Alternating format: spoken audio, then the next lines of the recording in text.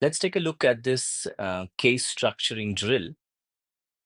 And I think this is a really fun one because it's the kind of decision that a lot of people face at some point in their careers. So here's the case context. I'm a 35-year-old finance manager earning $100,000 a year.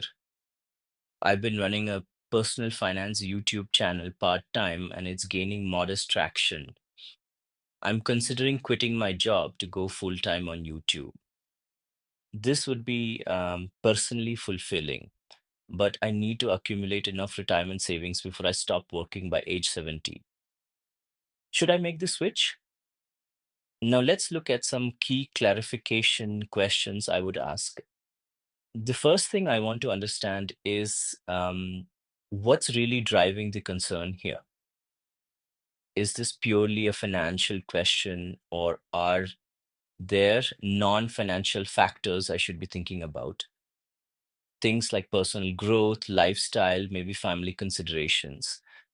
Let's say the interviewer tells me, look, the move itself would be personally fulfilling. That part's clear. The real worry is whether YouTube can generate enough money to retire comfortably. Okay, so that's helpful. Now, the next thing I need to pin down is how much money are we actually talking about? Because enough to retire is pretty vague, right? I need a target. So I'd ask, how much additional retirement corpus do you need beyond what you've already saved? And how many more years do you plan to work? And the interviewer says, I need about $1 million more on top of my current savings, and I plan to work until age 70. So that gives me 35 years of earning runway. And the last thing I want to clarify is around the revenue model. As a YouTube creator in the personal finance space, what are the income streams I should be modeling? And the interviewer says, just assume standard creator revenue streams. So at this point, I have the case prompt and key clarifications. Now, before you listen to the structured logic, I'd encourage you to pause the video here. Take about 2 minutes. Think about how you would structure this. What are the key areas you'd want to explore? How would you organize your logic tree? And then once you've got your thinking down, hit play and compare notes.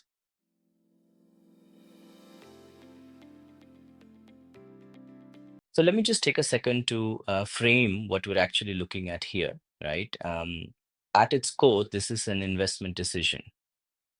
I'm being asked whether I should trade a known stable income stream for an uncertain one, a YouTube creator. And for this investment to make sense, three things should line up. First, the financial case needs to hold.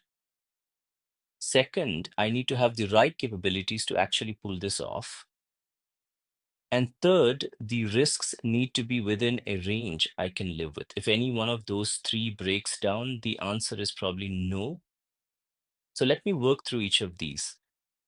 Now, I'm going to start with the financial case because honestly, that's the crux of the decision here.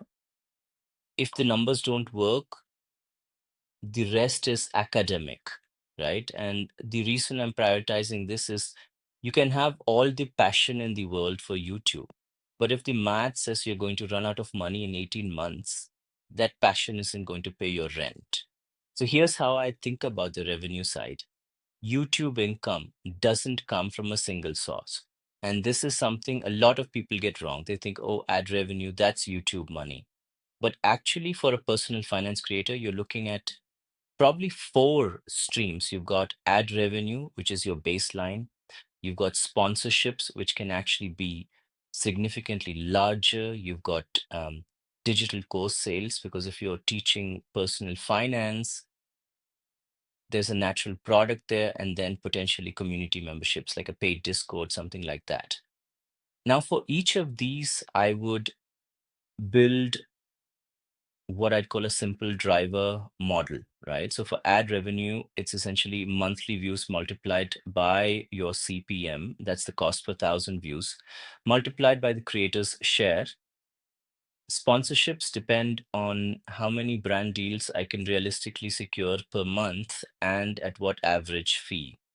Course sales are just units sold times price point, and memberships are subscribers times monthly fee.